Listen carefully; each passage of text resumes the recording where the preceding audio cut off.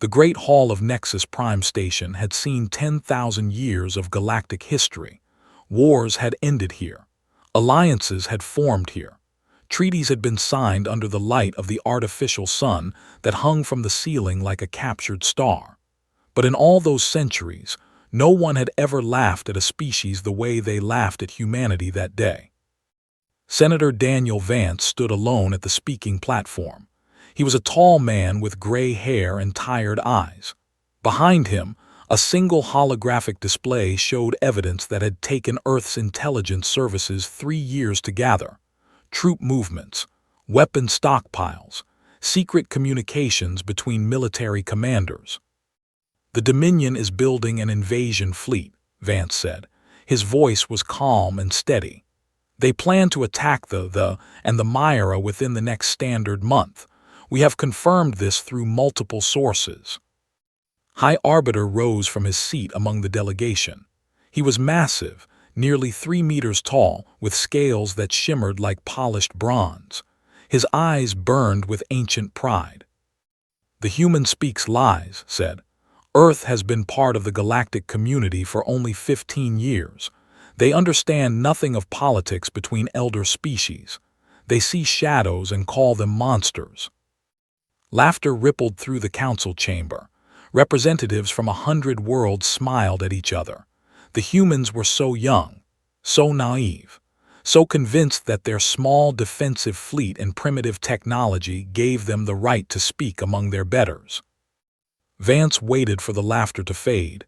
He did not smile, he did not frown, he simply waited. "I did not come here to debate," he said. "I came to deliver a warning. Earth has operated under voluntary restrictions since we made first contact. We agreed to limit our technology and our military presence. We did this to avoid alarming our new neighbors." "Restrictions?" His laugh was like thunder. "What restrictions? We have seen your ships. We have measured your weapons. You are children playing with toys while adults manage the galaxy." "That is what we wanted you to see," Vance said. The chamber grew quiet. Something in the human's voice had changed. It was not angry. It was not afraid. It was something else entirely. Something that made several delegates shift uncomfortably in their seats. "Earth is asking the Council to intervene," Vance continued. "Stop the Dominion before innocent lives are lost. This is the peaceful solution. This is the path we prefer." "And if we refuse?" asked. He was still smiling, but the smile had become fixed on his face. "If the Dominion proceeds with its aggression, Earth will remove its restrictions. We will respond to protect those who cannot protect themselves." Ambassador N of the Collective leaned forward. She was slender and pale, with eyes like pools of silver. Her species had survived 10,000 years by understanding when danger was real. "Senator Vance," she said carefully, "are you suggesting that Earth has hidden capabilities beyond what we have observed?" "I am not suggesting anything, Ambassador. I am stating a fact." Slammed his fist against his podium. The sound echoed through the hall like a gunshot. "This is absurd. Earth sends one man to threaten the entire Dominion. With what army? With what fleet? We have 4,000 warships. You have perhaps 200, and none of them could survive 5 minutes against our weakest cruiser." Vance picked up his data tablet. He looked at it for a long moment, then set it down again. "High Arbiter, I came here hoping you would listen. I see now that you will not. So I will say this plainly and then I will leave." He looked directly at. The chamber was completely silent now. "Everything you think you know about humanity is wrong. Every measurement you have taken, every analysis you have performed, every conclusion you have reached, all of it is wrong. We have allowed you to believe we are weak because we hoped it would keep peace. We were wrong to do so. That mistake ends today." Opened his mouth to respond, but Vance continued. "If you attack the Myra, Earth will respond. And when we do, you will understand why we chose to hide. You will understand why we were afraid of what we might become if we showed our true face to the galaxy." He gathered his materials and stepped down from the platform. "We gave you the truth," he said over his shoulder. "What happens next is your choice." The doors closed behind him. For a long moment no one spoke. Then laughed again, louder than before. "The humans are insane. They have lost their minds. This is what happens when a species evolves too quickly. Their brains cannot handle the pressure of galactic politics." Other delegates began to laugh with him. The tension broke like a fever. Of course the humans were bluffing. What else could they do? Everyone knew Earth was the weakest spacefaring civilization in the known galaxy. Ambassador N did not laugh. She watched the doors where Vance had exited, and she felt something cold settle in her stomach. She had lived for 300 years. She had seen species rise and fall. She had learned to recognize the moment before everything changed. This was that moment. 6 days later, the Dominion launched its invasion. Their fleet descended on them like a storm of fire and metal. Within hours, 2 billion people were under occupation. The fell next, then the outer colonies of the Myra. The galaxy watched in horror, but no one moved to help. They were too strong. Intervention meant war. Better to let the small species suffer than risk everything. On the 7th day, Earth responded. Every communication device in the galaxy received the same message at the same moment. It came in every language, on every frequency, impossible to block or ignore. Admiral Lisa Grant appeared on screen. She was a woman in her 50s with short white hair and eyes like winter ice. She wore a uniform no one had ever seen before, black and silver with stars on the collar. "This is Admiral Lisa Grant of the United Earth Defense Command," she said. "7 days ago, we warned the Galactic Council that the Dominion was planning an illegal invasion. Our warning was ignored. 3 species now suffer under occupation." She paused. When she spoke again, her voice was heavy with something that might have been sadness or might have been resignation. "As of this moment, Earth's voluntary restrictions are lifted. To the people of the and the Myra, help is coming. To the Dominion, you have made a terrible mistake." The transmission ended with 4 words that would echo through history. "God help you all." In the halls of Nexus Prime, Ambassador N closed her eyes. She had been right. Everything was about to change. And somewhere in the depths of space, hidden beyond the edge of human territory, something vast and ancient began to wake. The recordings spread across the galaxy like wildfire. Every species with access to communication networks watched the same images over and over again. Human ships appearing from nowhere. Human weapons cutting through dreadnoughts like paper. Human soldiers walking through liberated cities, not as conquerors but as rescuers.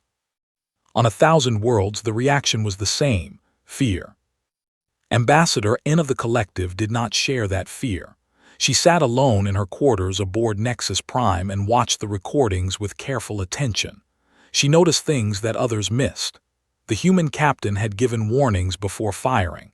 The human weapons had targeted engines and weapon systems, not crew quarters. The human soldiers had brought medicine and food, not chains and weapons. These were not the actions of conquerors. These were the actions of protectors. She opened a secure channel to Earth. Admiral Lisa Grant accepted the call from her command center on Luna Base.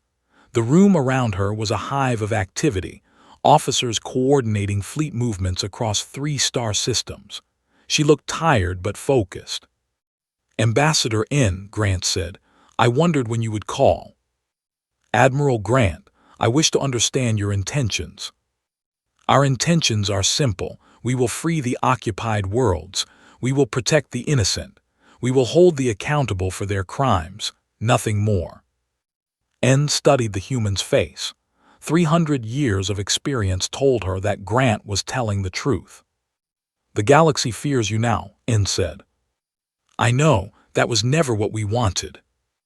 "Then why did you hide for so long? Why pretend to be weak?" Grant was quiet for a moment. When she spoke, her voice carried the weight of generations. Because we know what power does to people. We know what we could become if we let ourselves go.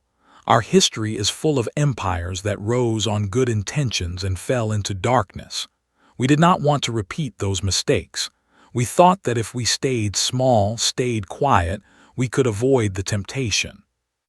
And now we have no choice. The forced our hand. But I promise you, Ambassador, we will return to restraint as soon as this crisis ends. We do not want to rule the galaxy. We never did. N nodded slowly. She believed the human, but she also knew that belief would not be enough to calm the storm that was coming. That storm was already gathering. On the Warlord Al stood before a council of species who had never agreed on anything before this moment. They had been rivals for centuries. They had fought wars against each other, but now they shared a common enemy. The humans must be destroyed, Al said. His voice echoed through the great chamber. Not contained, not negotiated with, destroyed before they destroy us. A representative from the Empire raised his hand. We saw what their ships did to your fleet. How can we hope to defeat such power? Numbers, Al answered. They have 50 ships, powerful ships, yes, but still only 50. We will gather 2,000. We will attack from every direction at once. Even their weapons cannot stop all of us. And if we fail, then we die fighting, instead of waiting for them to enslave us. The council voted. One by one, 7 species committed their fleets to the coalition. Within days, warships from across the galaxy began moving toward a gathering point near space. It was the largest military force ever assembled. 2,000 ships ready to strike at humanity before humanity could strike at them. While the coalition formed, Commander Shaw was fighting a different kind of battle. She led Earth's ground forces through the ruins of occupied cities, searching for survivors in places that had tried to hide. On the colony of New Haven, her team discovered a prison camp deep underground. The guards had fled when the human fleet arrived, but they had locked the prisoners inside. Shaw's Marines cut through the doors with laser torches. What they found inside made hardened soldiers weep. Thousands of prisoners, mostly children, packed into cells meant for hundreds. They had been given barely enough food and water to survive. Many had not survived. Shaw knelt beside a young boy who stared at her with hollow eyes. "You are safe now," she said softly. "We are going to take you home." "Home is gone," the boy whispered. "They burned it." "Then we will help you build a new one." The boy reached out and touched the emblem on Shaw's armor. It showed a small blue planet surrounded by stars. "Earth," he said. "The teachers told us Earth was weak. They said humans could not help us." Shaw felt something hard and cold settle in her chest. "Your teachers were wrong." Back on Nexus Prime, Senator Daniel Vance stood before the Galactic Council once more. The chamber that had laughed at him weeks ago was now silent with terror. Representatives who had mocked humanity now looked at him like he was death itself. "Earth offers peace," Vance said. "We have freed the occupied worlds. We have returned them to their people. The Dominion has been driven back to its own borders. We ask only that the Council hold the Dominion accountable for its crimes." High Arbiter rose from his seat. His face was twisted with rage and fear. "You ask for peace while you point weapons at our heads. You ask for justice while your fleet threatens our. This is not peace, human. This is slavery." "We have not attacked any civilian targets," Vance replied calmly. "We have not occupied any worlds. We have only freed those who were unjustly imprisoned. If you call that slavery, perhaps you should examine your own definition of the word." Slammed his fist against his podium. "The Coalition will teach you the meaning of humility. 2,000 ships are moving against you even now. You cannot stop them all." Vance nodded slowly. He had hoped to avoid this. He had prayed for a different outcome. "High Arbiter, I am going to say this one more time, and I want you to listen very carefully. Earth does not want war. We never did. But if you force us to fight, you will lose. Not just this battle, Everything, please, stand down, accept justice for your crimes. Let this end without more death. Laughed. It was the same laugh he had given weeks ago, but now it sounded hollow, desperate. You will learn, human. You will all learn. The council erupted in chaos. Delegates shouted at each other. Some called for surrender. Others demanded war. In the middle of it all, Vance stood quietly, his head bowed. He sent one message to Admiral Grant. They will not listen. The coalition is coming. Grant read the message in her command center. She closed her eyes for a moment, then turned to her officers. Wake the Guardians.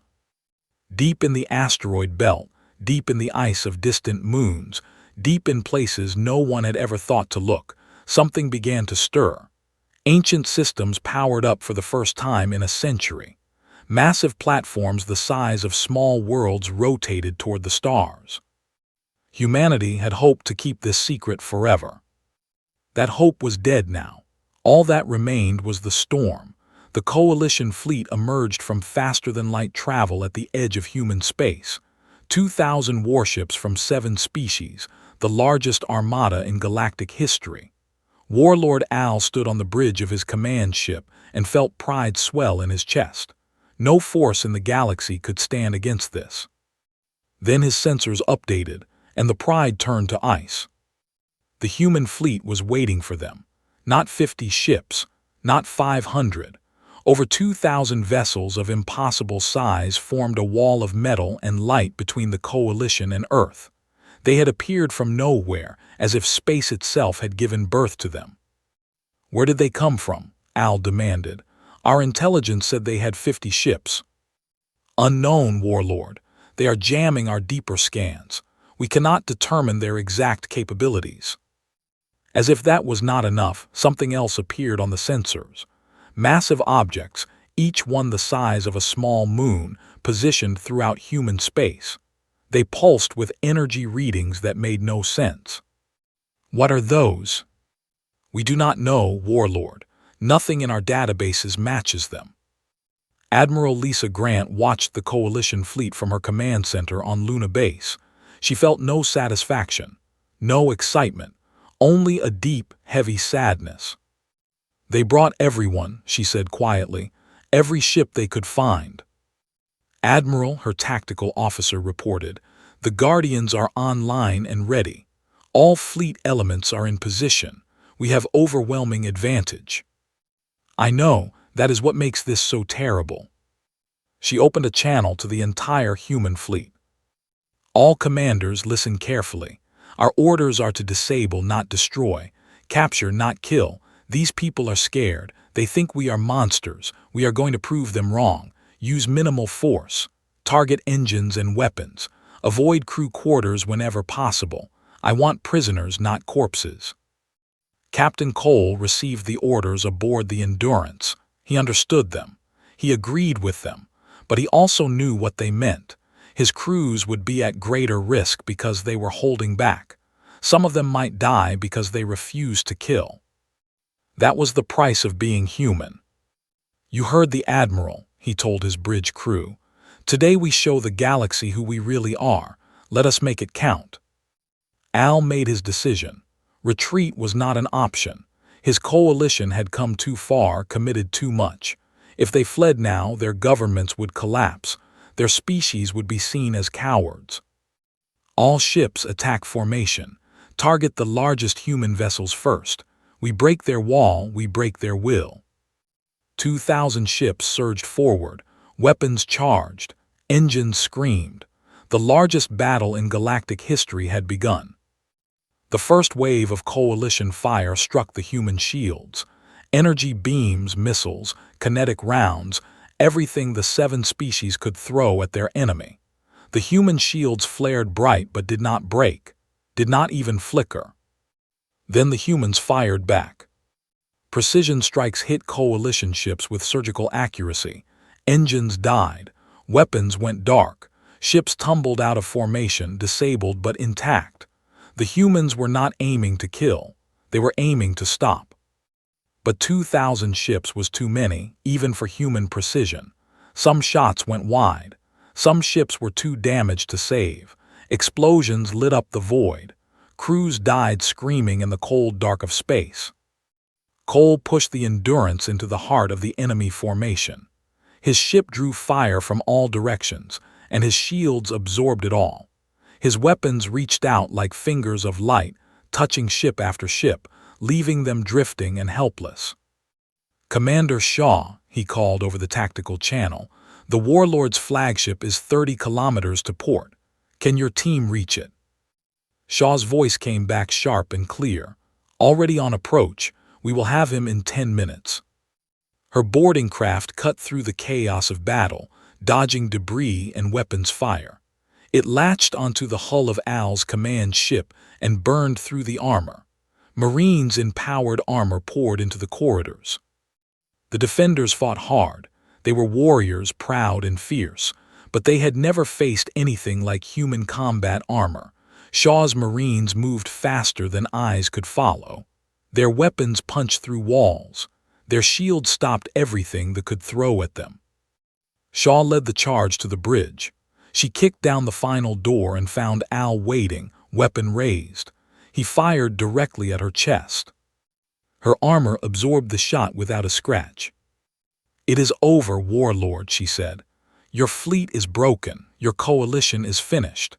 Surrender now and no more of your people have to die." Al looked at her with something like despair. He had seen the battle on his screens. He had watched his mighty armada crumble against an enemy that was not even trying to kill them. "Why?" he asked. "Why are you doing this? You could destroy us all. Why hold back?" Shaw lowered her weapon slightly. "Because we are not monsters. We never were. We could have burned your worlds to ash. We could have wiped your species from the galaxy. But that is not who we are. That is not who we want to be."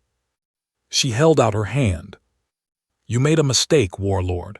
You let fear drive you to war, but mistakes can be forgiven. Take my hand.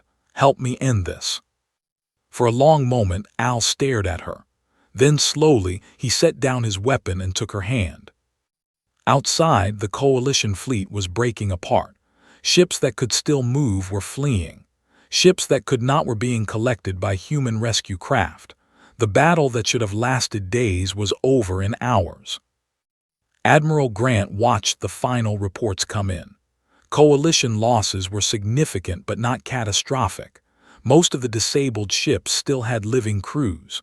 Human casualties were surprisingly low, though every name on the list felt like a knife in her heart. "Get rescue teams to every disabled vessel," she ordered. "Coalition crews are to be treated as prisoners of war, not enemies. Medical care, food, water, everything they need." "Admiral," her communications officer said, "we are detecting a ship breaking from the main group. It is heading toward space at maximum speed. Energy signature matches High Arbiter's personal vessel." Grant frowned. He was not with the Coalition fleet. "No, Admiral. It appears he observed the battle from a distance." "Coward, what is he running toward?" A long pause, then her officer's face went pale. "Admiral, we are detecting a massive energy buildup in the system. Something is powering up. Something big." Grant felt cold settle in her stomach. "Get me everything we have on that system, now." The data came in pieces. An ancient weapon. A planet killer designed centuries ago and hidden away. Had kept it secret from the Council, from his own people, from everyone. Now he was running toward it. "He is going to use it on Earth," Grant whispered.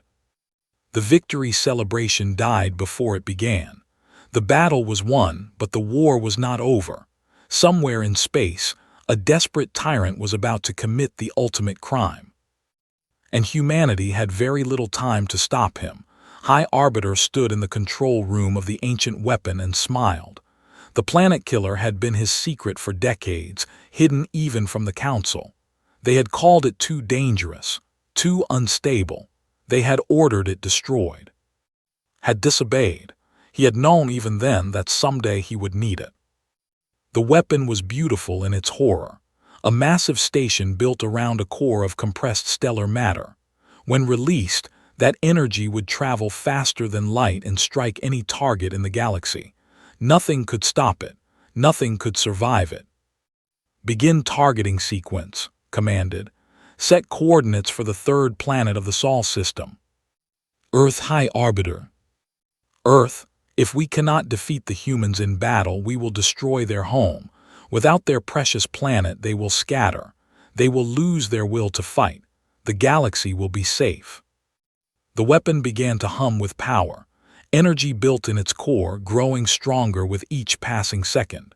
In minutes, it would fire. In hours, Earth would cease to exist.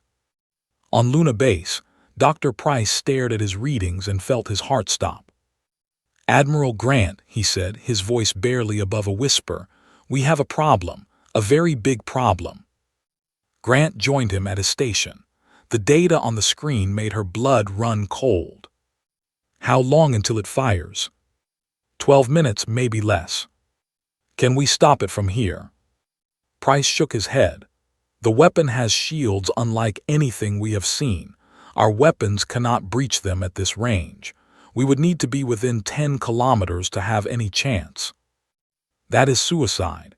No ship could survive that close to the energy buildup." "I know." Grant closed her eyes. 8 billion people on Earth.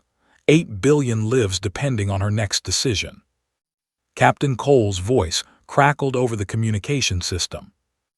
"Admiral, I heard the briefing. The Endurance can reach the target in 9 minutes. You cannot survive that approach. The energy discharge will destroy anything that close." "I know, but if I time it right, I can crash the Endurance into the weapon's firing mechanism.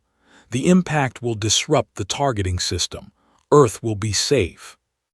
Grant felt tears burn in her eyes. Cole was not just offering to die. He was offering to save the world. "There has to be another way." "There is not, we both know it. Admiral, please let me do this. Let me be the one." The bridge of the Endurance was quiet as Cole explained the plan to his crew.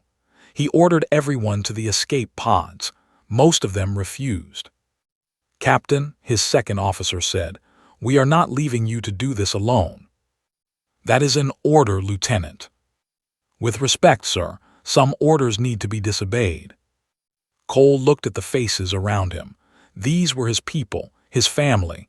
They were willing to die beside him. "Get to the pods," he said softly. "All of you. I need someone to survive this. I need someone to tell them what we did here, please."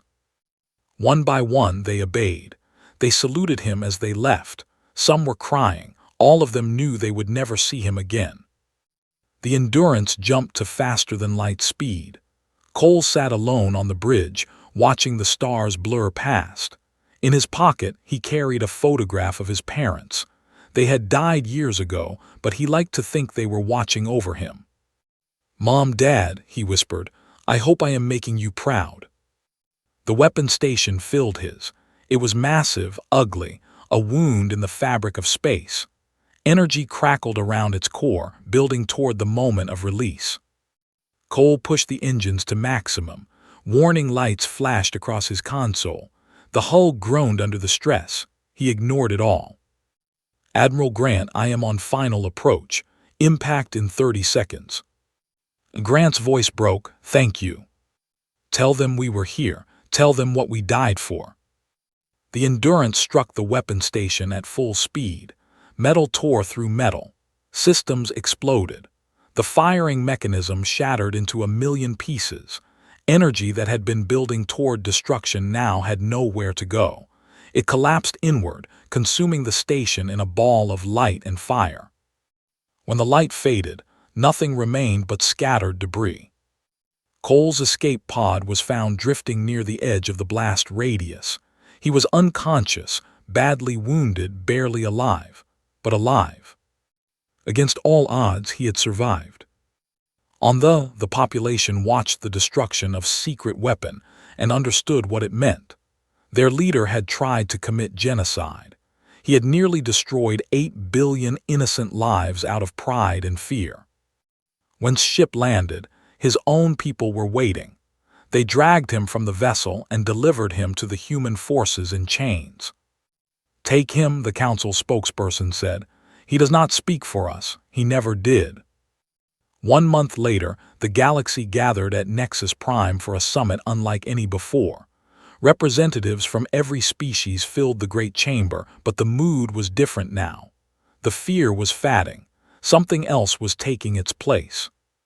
Senator Daniel Vance stood at the speaking platform for the final time. He looked older than he had weeks ago. They all did. "Earth did not ask for this war," he said. "We did not want to reveal what we had hidden. We hoped to live quietly among you, to be one voice among many, to help where we could without casting a shadow over the galaxy." He paused, looking out at the faces before him. "That hope is gone now. You know what we are. You know what we can do. Some of you still fear us. I understand that. I would fear us too." He straightened his shoulders. "But I ask you to look at what we did.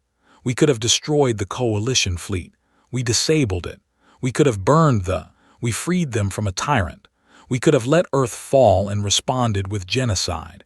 We risked everything to save our people without harming yours." Ambassador N rose from her seat. "Senator Vance, the collective proposes the formation of a new alliance, not ruled by Earth but founded with Earth as an equal partner, a compact of mutual defense and shared progress. Will humanity join us?" Vance felt something warm bloom in his chest. This was what they had always wanted, not dominance, partnership. "Yes," he said, "Earth will join." One by one, other species added their voices. The compact grew. Old enemies became new friends. The galaxy that had been torn apart by fear began to knit itself back together. In a hospital room on Luna Base, Captain Cole opened his eyes. Admiral Grant sat beside his bed, waiting. "We won?" he asked, his voice rough. "We won. The compact is formed. To have a new government will face justice, and you are a hero." Cole smiled weakly. "I do not feel like a hero. I feel like someone who got very lucky." Grant took his hand. "You saved 8 billion people. If that is not heroism, I do not know what is."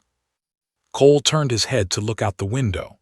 Earth hung in the sky, blue and green and beautiful, exactly as it had always been. "We spent so long hiding," he said, "afraid of what we might become. Was it worth it?" Grant considered the question for a long time. "I think so. We proved something to the galaxy. We proved it to ourselves. We have the power to destroy everything. But we chose not to. We chose mercy. We chose hope." She squeezed his hand. "That is who we are. That is who we have always been. The galaxy knows it now." On a liberated world at the edge of known space, children of a dozen species played together in a sunlit field. Human peacekeepers watched over them, smiling at the sound of laughter. One of the soldiers, a young woman with kind eyes, knelt beside a group of children who had gathered around her. "Tell us again," a child said. "Tell us about Earth." The soldier smiled. "Earth is a small blue world," she said, "circling an ordinary star.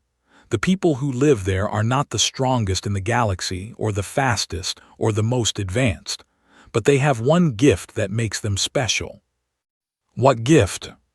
"Hope. No matter how dark things get, they never stop hopping for something better. And when they see someone who needs help, they cannot look away. That is what it means to be human." The children listened with wide eyes. Above them, the stars stretched out toward infinity, full of danger and wonder and possibility.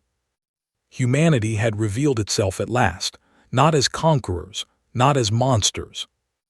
As protectors, as partners, as hope. And the galaxy would never be the same.